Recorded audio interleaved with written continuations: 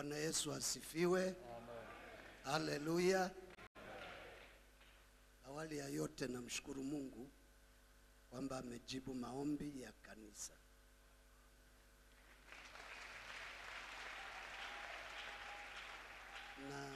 Na mimi napokea nafasi hii kupitia ninyi kwa unyenyekevu sana. Nilisema neno moja wakati nashukuru ile awamu kwamba tumefanya kazi na baba yetu na wenzangu katika vikao vyetu vyote, safari zetu zote. Kwa kweli hakuna kumbukumbu yoyote kwamba tumezozana au tumeshindwa kuelewana. Hiyo ni kwa sababu ya maombi yenu. Kwa sababu ya maombi yenu. Kuliongoza kanisa kubwa kama hili katika mapenzi ya Mungu, kwa kweli inahitaji neema ya Mungu. Na mimi nikiri wazi ya kwamba Bwana ametupa kiongozi mzuri, na kwa maombi yenu ndio maana tunaweza kumsaidia akaendelea kutimiza lile ambalo Mungu amempa. Asante sana. Amen. Asante. Bwana Yesu asifiwe. Mimi niwashukuru kwa kuwa mliona umuhimu tuendelee kufanya kazi pamoja tena. Hasa kwa kuwa tulimwomba Mungu tupate viongozi tena kwa awamu hii. Basi Mungu imempendeza turejee tena kwa mara nyingine.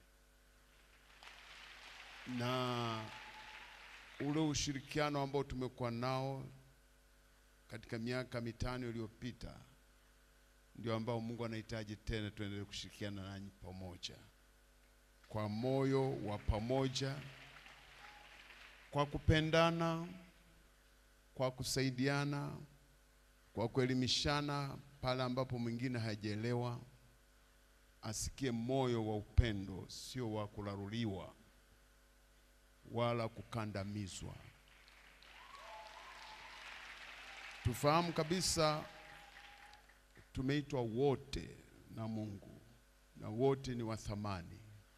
Kwa tuheshimiane, tupendane,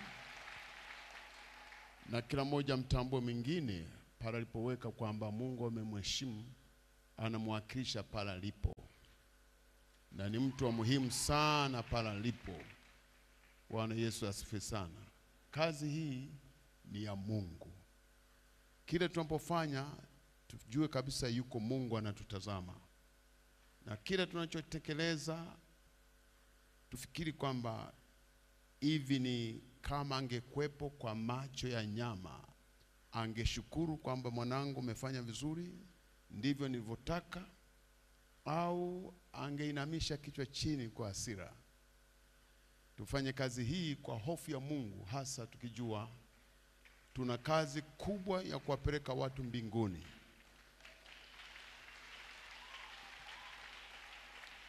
Lengo letu sio kuishia hapa. Wale watu ambao Mungu anatupa waende mbinguni. Na hali ya sasa si salama sana. Inahitaji mtu aliyejifunga na aliyetayari kuwa dhabihu kwa Mungu, ili kujitoa si kama bwana bali kama mtumishi. Hapo nafikiri tutakuwa tayari kufanya kazi hii kwa namna yoyote ile, hata katika mazingira magumu. Usiku wa leo nilishangaa, nikakuta nimebeba mzigo mzito kichwani. Nikajiuliza, mzigo wa nini tena? Nabeba mzigo kichwani. Kwa nikanyamaza kwamba nitaelewa maana yake baadaye, japo kwa tafsiri mbalimbali nilizipata. Lakini kubeba kazi ya Mungu sio mchezo, hasa kazi ya kiroho. Wengi wamepoteza lengo, wameanza kuendesha kazi hii kama ya serikali, kama ya nyumbani, kama ya kwake bila hofu. Na hicho ndugu zangu kila mmoja akumbuke alivyoitwa na kwamba naenda mbinguni. Paulo anasema nisije nikahubiri wengine alafu mwenyewe nikakataliwa. Kwa tufanye kazi hii kwa hofu.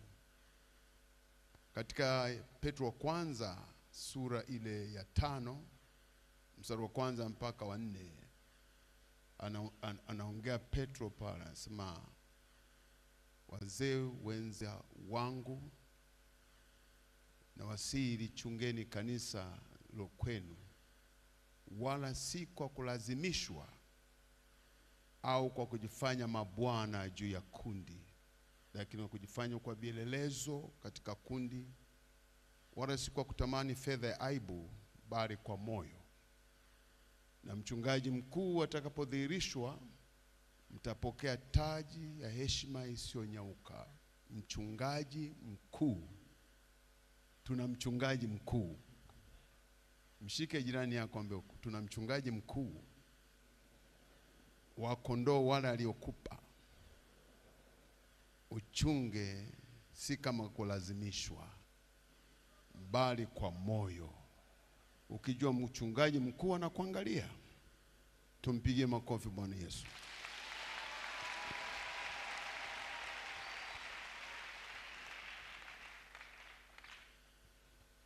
Bado uongozi tutaenda kuchagua. Hapa imepatikana kamati kuu tu, lakini tutaendelea.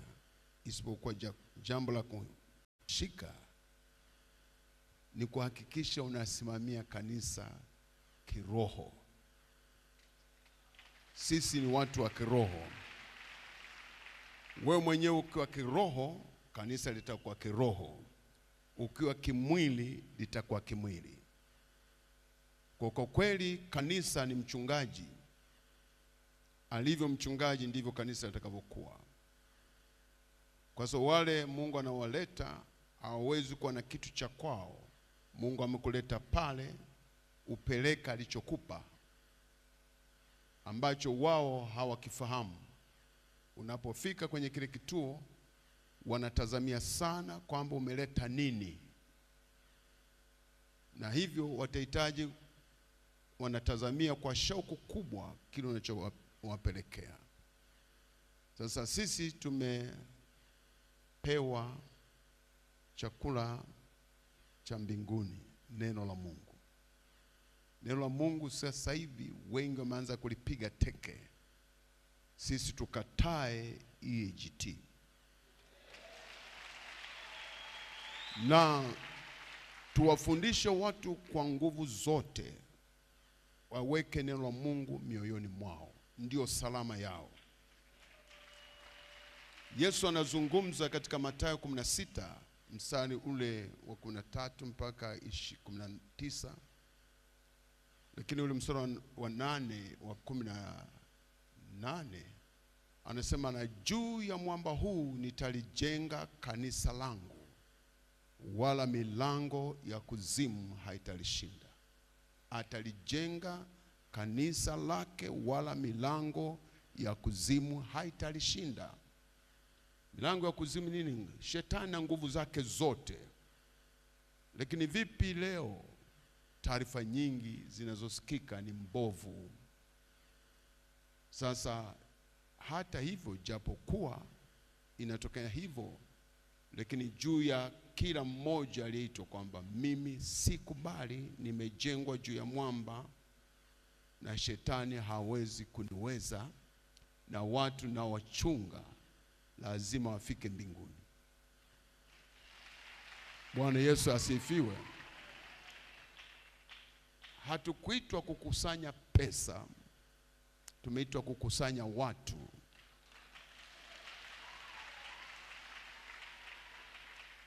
Hatukuitwa kujitajirisha, bali kutajirisha wengine.